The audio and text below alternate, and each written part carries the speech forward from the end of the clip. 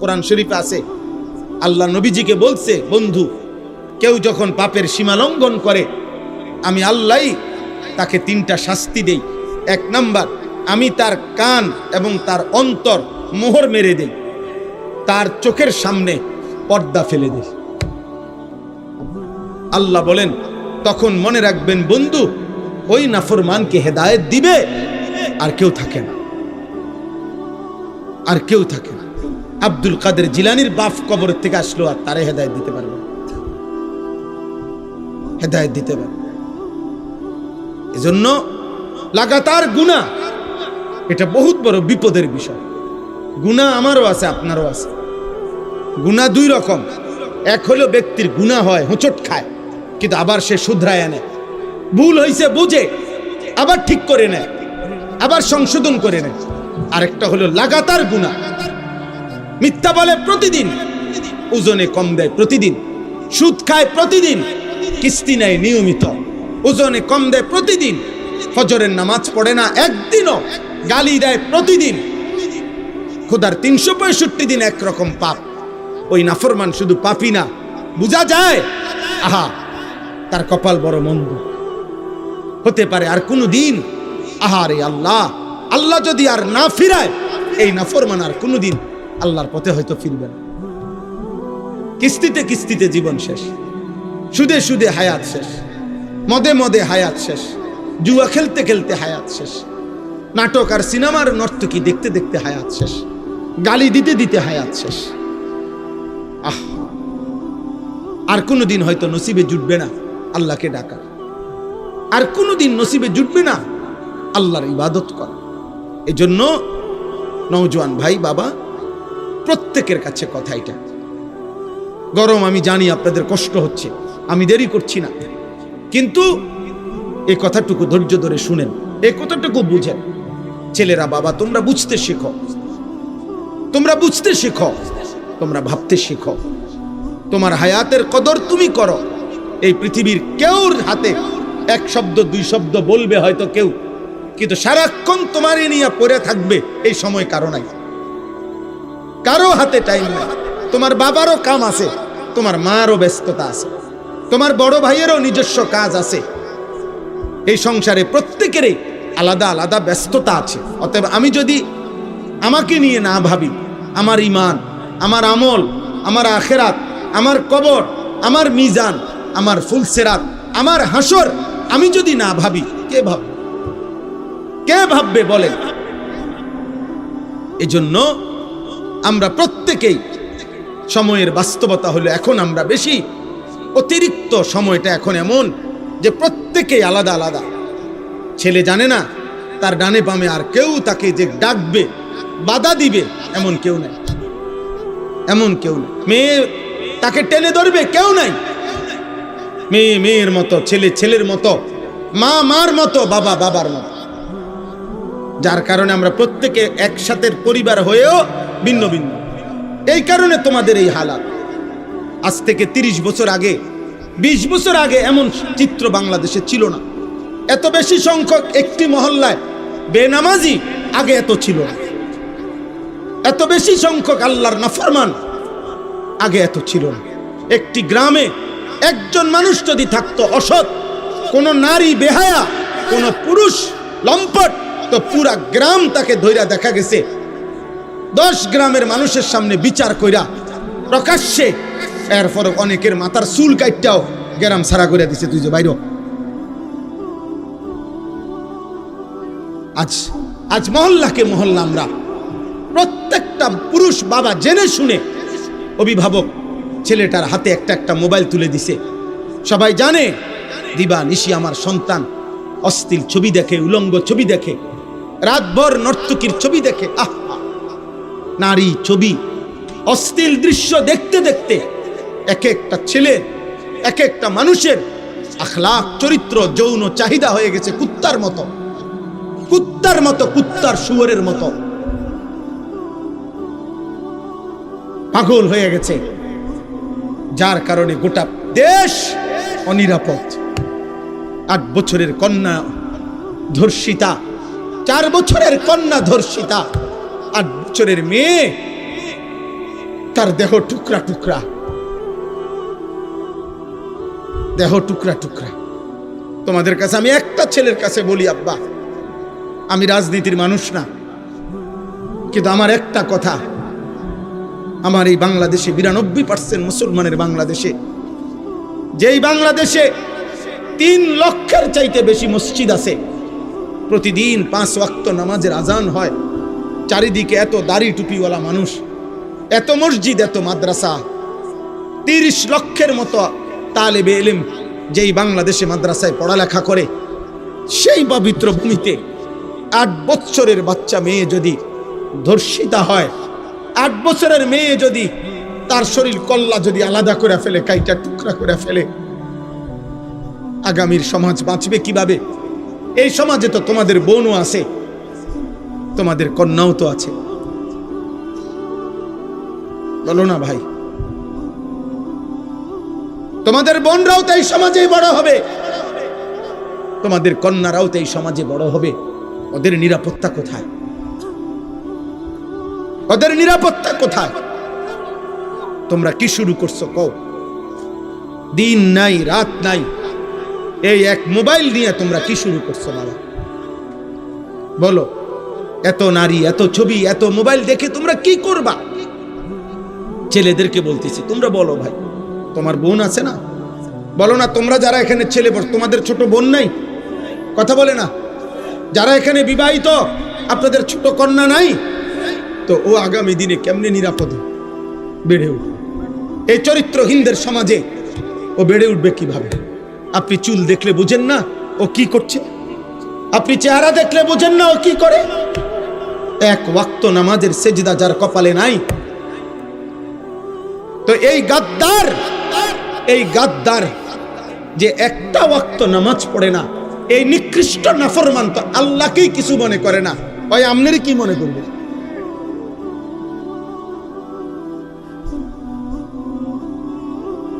ও তার সৃষ্টিকর্তাকে কিছু মনে করে না, পালনকর্তাকে কিছু মনে করে না। আপনারা মনে করতেছেন যেমনে পারি জিফুতের লেগা হালাল হারাম, জায়েজ না জায়েজ, ঠকাইয়া ধোকা দিয়া যেমনে পারি পয়সা রোজগার করে তাগর জন্য ঘর দুয়ার রাখা যাইতে পারলে আমিও নিশ্চিত ওরাও কামিয়াব। না রে আব্বা, মানুষের প্রকৃত পরিচয় ঈমানের কাছে, মানুষের প্রকৃত পরিচয় আখলাকের কাছে, আখলাকের কাছে। আপনারা যারা উপার্জন করেন, আপনারাও পাগল হয়ে গেছেন। আপনাদের টাকা দরকার শুধু, যার কারণে এটা সুদের হোক, এটা কিস্তির হোক, যেমনে হোক আমার টাকা লাগবে, আমার ফুদ বিদেশ পাঠাবো, আমি বাইক বিল্ডিং করব, আমি ঘরে ফার্নিচার কিনবো, আমি ঘরে টেলিভিশন কিনতে হবে, আমার টাকা দরকার। অতএব কিস্তি হোক, সুদ হোক, লোন হোক, যেমনে পারো টাকা লাগবে। সুদের টাকা দিয়া, কিস্তির টাকা দিয়ে যে সংসার গড়লেন, এই সংসার মানুষ হবে? কথা বলেন না কেন? বলে প্রতিবাদ করেন। হারামখোরের সন্তান মানুষ হবে কেমনে? সুদখোরের সন্তান মানুষ হবে কেমনে? কিস্তিখোরের সন্তান মানুষ হবে কেমনে? উপার্জনকারী হইতে পারে, মানুষ হবে কিভাবে? আমার কথা শক্ত মনে হইতে পারে, কিন্তু আপনি ইনসাফ করেন। আপনার বিবেক বলে আপনার কবরের জন্য আপনি নিয়ে যাচ্ছেন কি? আমরা যারা মরতে যাব, কবরে যাব, আপনার 4টা ছেলে একটাও নামাজ পড়ে না, আপনি কি নিয়ে যাচ্ছেন কবরে? আপনার ছেলের বউ পর্দা করে না, আপনি কি নিয়ে কবরে যাচ্ছেন? আপনার ঘরে প্রতিদিন রঙিন টেলিভিশন চলে, আপনি কি নিয়ে কবরে যাচ্ছেন? আপনি সুদের টাকায়, কিস্তির টাকায়, লোনের টাকায়, বিভিন্ন রকমের এনজিও তাদের কাছ থেকে টাকা নিয়ে আপনি আপনার ফ্যামিলি চালাইতেছেন। তো এই হারামের টাকা দিয়ে আপনি সংসার বড় করবেন কেমন? বলেন না আব্বা? উত্তম আখলাক তৈরি হবে কিভাবে? প্রত্যেকটা ছেলের হাতে একটা একটা মোবাইল তুলে দিলে, মেয়ের হাতে একটা একটা বড় মোবাইল তুলে দিলে, ও আখলাক শিখবে কার কাছে? ও আখলাক শিখবে কার কাছে? এই জন্য কারো যদি বিবেক থাকে, আমরা বলে গেলাম, মনে রাখবেন ফেরিওয়ালা বলে যায়, কেউ মাল না কিনলেও ফেরিওয়ালা চিল্লানি বন্ধ করে না। ফেরিওয়ালা প্রত্যেক গলিতে গলিতেই তার মালের ঘোষণা দেয়, বলতেই থাকে। হতে পারে 3 ঘন্টায়ও একজন কাস্টমার মিলে নাই, তারপরেও ফেরিওয়ালা বলা বন্ধ করে নাই। আমরা ফেরিওয়ালা, আমরা বলে যাচ্ছি, আমরা আপনাদেরকে বলে যাচ্ছি, আপনারা দয়া করে ছেলেরা, বাবা তোমরা আল্লাহর দিকে ফেরো, তোমাদের এই চুল চেহারা ঠিক করো, তোমরা নারীর আকর্ষণ কমাও, মোবাইলের আসক্তি কমাও। বাবা, এই সমাজ অনিরাপদ। প্রতিদিন বাংলাদেশে 2 জিনিসের বাংলাদেশে মহামারীর মতো, এক হলো ধর্ষণ, আরেক হলো পরকীয়া। মহিলার স্বামী আছে, মহিলা অন্য পুরুষ তালাশ করে, পুরুষের স্ত্রী আছে কিন্তু এই নাফরমান অন্য মহিলা তালাশ করে। আহা, এই সমাজ টিকবে কেমনে? ছেলে মেয়ের পরিচয় আসবে কোত্থেকে? হালাল হারামের পরিচয় আসবে কোত্থেকে? হ্যাঁ বলো বলো ভাই। আমি প্রত্যেক দিন চিল্লাই, তোমরা যারা এখন অবিবাহিত, আগামী 10 বছর পরে তোমরা বিয়ে করলে তো তোমাদের যেই বিবি, তোমাদের জন্য যেই কন্যা আল্লাহ চাইতো বিবাহ করবে, তো সেও তো এই সমাজেই বড় হইতেছে। তো এই চরিত্রহীনদের সমাজে সেও যদি ছবি আর মোবাইল আর হারাম প্রেমে আসক্ত হয়, তো তুমি উত্তম স্ত্রী, নেককার পবিত্র নারী কোত্থেকে পাবে? আসমান থেকে? তাহলে আমাদের সবার ভালোর জন্য, আমাদের সবার কল্যাণের জন্যই আমাদের চরিত্রের পবিত্রতা দরকার, আমাদের জন্যই দরকার। আমাদের মোবাইলের নর্তকী আর ঘরের স্ত্রী এক কথা না। মোবাইলের নর্তকী তো দেখে শেষ করলাম, কিন্তু ঘরের বিবি তো সংসার করতে হবে। মোবাইলের নর্তকী যত খারাপ হোক চাইয়া শেষ করলাম, কিন্তু ঘরের স্ত্রী যদি 2 নম্বর হয়, তখন না বুঝবা জাহান্নামের আগুন কাকে বলে, তখন না বুঝবা দুনিয়া কত কষ্টের, কত কঠিন। তখন তো দুনিয়ার জীবনটা হয়ে যাবে জাহান্নামের আগুন। এই জন্য সবার কাছে বললাম, আপনারা আপনাদের স্ত্রী, ছেলে মেয়ে, ভাইয়া, তোমরাও ভাই বোন সবাই মিলে আল্লাহর দিকে ফেরো। বাবা, আল্লাহর দিকে ফেরো। আমি শুধু একজন বক্তা হিসাবে বলি নাই, আমি আমার অন্তর থেকে বললাম, তোমরা এই চুল চেহারা, এই লেবাস, এই পোশাক, এই সারাদিনের এই চলাফেরা, এটা সুন্দর না আব্বা। অনেক ছেলে এখানে যে কয়জন বসছ, অধিকাংশ ছেলেই চেহারা দেখে বোঝা যায় বেনামাজ।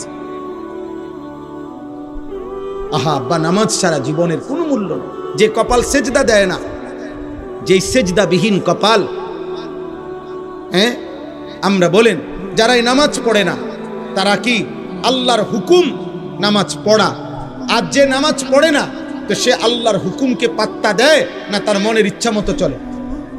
কথা বলেন না, সবাই বলেন তো। কোরআনুল কারীমের মধ্যে আছে, এই কোরআনে আছে যে তার মনের ইচ্ছা মতো চলে, আল্লাহর হুকুমের পাত্তা দেয় না, খোদার কসম আল্লাহ তাকে বলছে তার জীবন কুত্তার জীবন, কুত্তার জীবন, কুত্তার জিন্দিগি, কুত্তার জিন্দিগি। ওই জিন্দিগি সেজদা নাই যেই কপালে, ওর জীবন কুত্তার জীবন।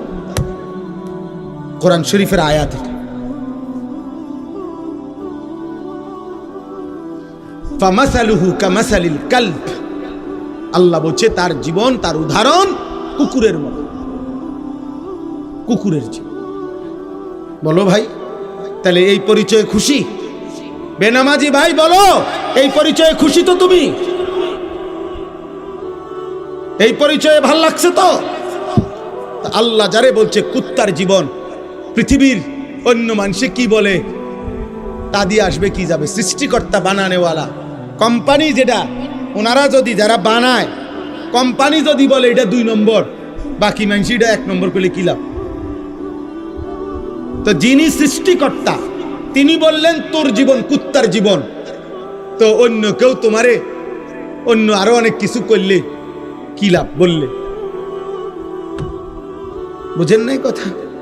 আমাদের নবী সাল্লাল্লাহু আলাইহি সাল্লাম ইন্তেকালের পূর্বে শেষ কথা বলেছেন নামাজের কথা। উম্মত নামাজ। হযরত ওমর ইন্তেকালের পূর্বে শেষ কথা বলেছেন নামাজের কথা। হযরতে খুবাইব শাহাদাতের পূর্বে শেষ কথা বলেছেন নামাজের কথা। ইমামে হুসাইন শাহাদাতের পূর্বে শেষবারের মতো কারবালার প্রান্তরে সবার সামনে তিনি নামাজের সেজদা দিয়ে বলছিলেন, আমি আল্লাহকে সেজদা করছি, অতএব হে আমার বিরোধীরা, তোদের যার মঞ্চে আমারে হত্যা কর, খুন কর, আর অসুবিধা নাই, আমি সেজদা দিয়ে এসেছি, নামাজ আদায় করে ফেলছি। আমি সেজদা দিলে মুমিনের আর কোনো অতৃপ্তি থাকে না, অতৃপ্তি থাকে না। আমরা কিতাবে পড়ছি নামাজের সালাতের মূল অর্থ হইল আগুনে পুরাইয়া বাঁকা কাঠ সোজা করা। এই জন্য যে ব্যক্তি 5 ওয়াক্ত নামাজ পড়ে সে যেন প্রতিদিন নিজেকে আগুনে পুরাইয়া সোজা রাখে। এজন্য বুজুর্গানে দিন মুহাদ্দিসিনে কেরাম বলে 5 ওয়াক্ত নামাজে মনে হচ্ছে যে যেন নিজেকে আগুনে পুরাইয়া সোজা রাখছে। তো দুনিয়াতে যে নিজেরে আগুনে পুরাইছে নামাজের মাধ্যমে, তো আশা করা যায় আল্লাহ তাআলা তাকে দ্বিতীয়বার জাহান্নামের আগুনে পোড়াবে না। অপেক্ষা করো ছেলেরা, বেনামাজি নাফরমান, অপেক্ষা করো। ভাতে তো খাও, আমরাও ভাত খাই। রাইতে হইলে তুমি ঘুমতে যাও, আমরাও ঘুম যাই। আমাদেরও বিবি আছে, আমাদেরও 4টা সন্তান আছে, আমাদেরও বিল্ডিং আছে, আমাদেরও সোফা আছে, আমাদেরও ফ্রিজ আছে, আমাদেরও এসি আছে, আমাদেরও গাড়ি আছে। আমরাও বাজার সদাই চিনি, আমরাও চাল ডাল মাছ ভাত গোশতই খাই। অতএব দুনিয়া ইমানদার নাফরমান স্বাভাবিকভাবেই ভোগ করছে, কিন্তু আখেরাত, কবর, মৃত্যুর পর কথা বলেন কি হবে সেদিন বলেন? এজন্য হারাম উপার্জন বন্ধ করেন, সুদের টাকা বন্ধ করেন, কিস্তির টাকা বন্ধ করেন, অবৈধ উপার্জন বন্ধ করেন। নিজেদের মা বোনদেরকে বুঝান, অভাবে পড়ে গেলেও আল্লাহর কাছে বলেন, আল্লাহর কাছে বলে চোখের পানি ফেলেন। আমরা সেই নবীর উম্মত যেই নবী আমাদের, যার ঘরের চুলায় কসম আম্মা জান আয়েশা রাদিয়াল্লাহু তাআলা আনহা নবীজির স্ত্রী বলছেন 3 মাসে কোনোদিন, 3 মাস টানা নবীজির বিবি বলছেন আমরা 9 জন বিবি নবীর ছিলাম, কারো ঘরে টানা 3 মাসে কোনোদিন চুলায় রান্না করা কোনো খাবার জোটে নাই।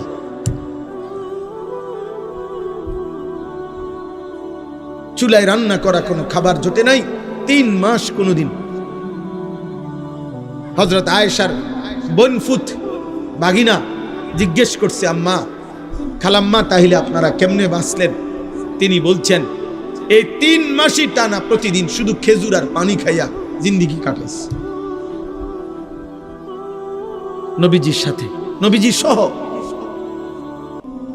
আমরা পেটে পাথর বাঁধা ক্ষুধার কষ্টে সেই নবীর উম্মত। আমরা হারামখোর না, আমরা হারামখোর হব কেন? আমরা সুদখোর হব কেন? আমরা কিস্তিখোর হব কেন? আমরা নাফরমান হব কেন? আমাদের নবী তো ক্ষুধার্তের উদাহরণ দেখায় গেছেন যে উম্মত প্রয়োজনে পেটে পাথর বাঁধবা, কিন্তু আল্লাহকে ছাড়বা না, আল্লাহকে ছাড়বা না।